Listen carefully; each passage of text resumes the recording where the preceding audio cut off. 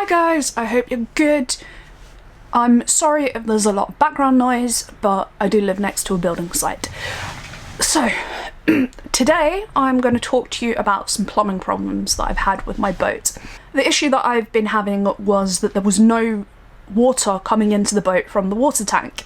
So when I was turning the taps on, nothing was coming out. And for some days prior to this, the water pump was making a really uncomfortable sounding noise, and it was going on for a long period of after I had turned the taps off, so I assumed that I needed a new water pump, which I ordered. And a friend of mine was going to be staying on my boat for a little while, so he offered to change the water pump for me as a thank you for staying on the boat. And then when I realised that there wasn't any water coming into the boat, he had a look and he took back all of the pipes from the water pump right back to where the water from my tank comes into the boat, and there was no water at all coming into the boat. So our initial thought was that perhaps there was a blockage somewhere, so we tried to poke through the pipe with a wire coat hanger, and we couldn't get the hanger in there at all.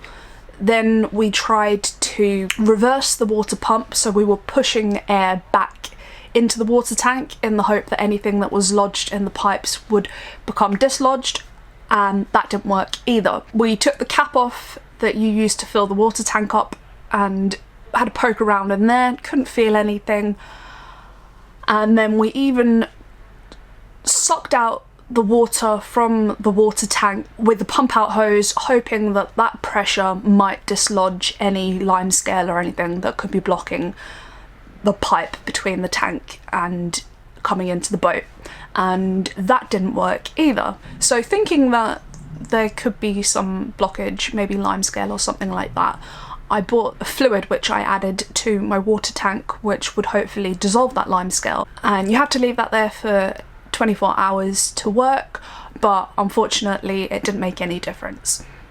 So at that point we were completely out of ideas, and we got in touch with a plumber. They gave me a date that they were going to come to the boat. It was quite a long wait, but I was happy to wait because they did come recommended by other people, and obviously I'd rather wait a bit longer and make sure that the job's done properly.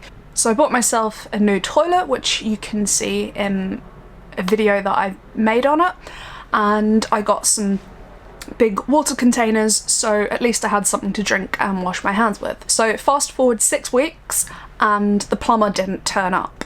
Didn't return any of my phone calls, didn't return my friends' phone calls, didn't hear a dicky bird from them. So then I managed to get a recommendation for another plumber, and the experience between these two people was black and white. This new plumber that I spoke to was fantastic. He gave me loads of advice over the phone. He was really keen to help me, and he wanted me to be able to sort the problem myself rather than him come out to the boat if it was a really small job, which is just really nice to know, because a lot of people would come out straight away and charge you call out fee and the hourly rate, but he didn't want to do that. He wanted to try and get to the bottom of the problem over the phone. This new plumber recommended to do everything that we had already done, and once I told him that we'd tried all of those things and nothing had worked, he recommended taking the inspection hatch off of my front deck, which goes directly into the water tank. I'll be honest with you, to my eye it looked as if that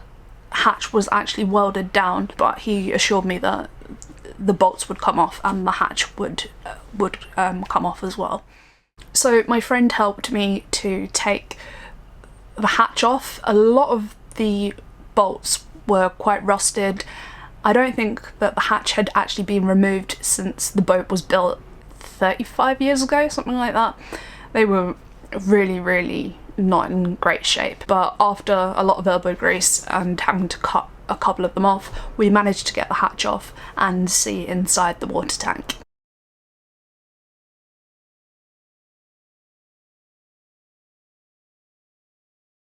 It was not a pretty sight. It was thick orange brown chock-a-block with rust. It was disgusting. I actually felt really sick because for the past 3 years I've been drinking that water and washing with it. Honestly, I don't know how I'm not dead. It was rank. So the next thing that I had to do was pump out all of the water from the tank. I used a mesh basket to make sure that I was only sucking out water and I wasn't going to clog up the pump with any of the bits of rust or debris. And I managed to get most of the water out of the tank, enough to see that it was in a really bad state, and to find the outlet pipe from the tank going into the boat. And when I felt the underneath of that pipe, it was immediately obvious that that was completely blocked with rust, and that's why there was no water getting into the boat. So I bashed away at it. I tried as much as I could to poke it with the wire coat hanger, but it was so close to the bottom of the tank that there wasn't enough clearance, and it was just so clogged up that anything I tried didn't make a difference. So after giving up on that, the only thing left for me to do was to saw off the bottom inch of that pipe. So here's the bit that I sawed off. As you can see, it is absolutely solid with rust. It's no wonder there wasn't any water getting through.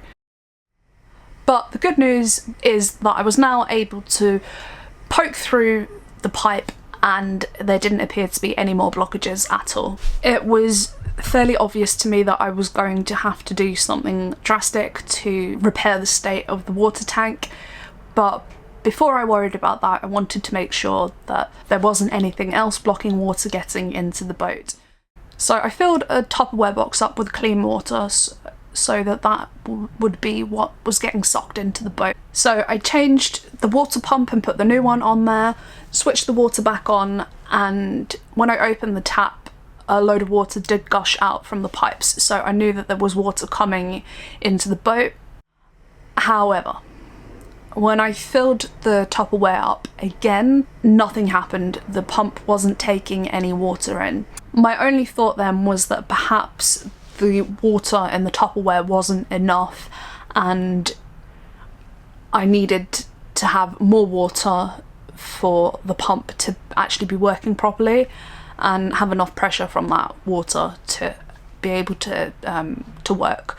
So I spoke to the plumber again and he confirmed that this was almost certainly the case, which leaves me with a dilemma. I would need to refill the water tank to make sure that everything else was working, that there was enough water for the pump to take it and work efficiently.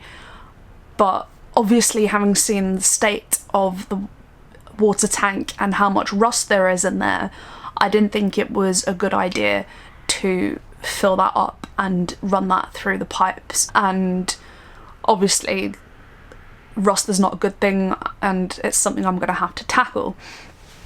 So I pondered for a few days on what to do. I know ultimately I need to dry out the water tank, treat the rust, and then repaint it. But the problem that I've got is that for me to effectively be able to do that, it's going to depend on having good weather. The rust converter needs a minimum temperature of 10 degrees to be able to work properly, and we're getting to the point of the year where there are fewer and fewer days that are that warm, and also it's getting quite wet as well. So the other option that I considered was to buy a rubber bladder tank, which is basically like a big balloon that you put inside the steel tank and fill that with water. And I could use that until the summer when I would have better weather to get into the tank and fix it up properly. The downside of that option is that they're really expensive. We're talking around about £500-600 mark, which is an awful lot of money. Then I did consider paying somebody else to do the work because it's not a nice job to do, but then that would have cost the same amount of money as buying a bladder tank. So then really the two options that I was left with was do nothing until the spring or the summer when the temperature gets warm again, or try to tackle it immediately but over maybe a longer period of time. Take advantage of the days where we do have better weather and get as much work done as possible. Look at maybe putting my heater in there, or even taking a hairdryer to it to get things warmer or speed up drying process, but at least to make a start on the job, get it done as soon as I can do, even if that might take a little bit longer than it would do in the summer. That is the option that I have decided to go with. I've bought all of the equipment that I need to do the job. I will document the entire process for you and put out a video once it's finished, but that's where things are at the moment. Okay, I'm gonna stop talking because I am just delaying the inevitable. I need to crack on and do the work. Right, thank you for watching. I'll see you all again next time. Alright, bye!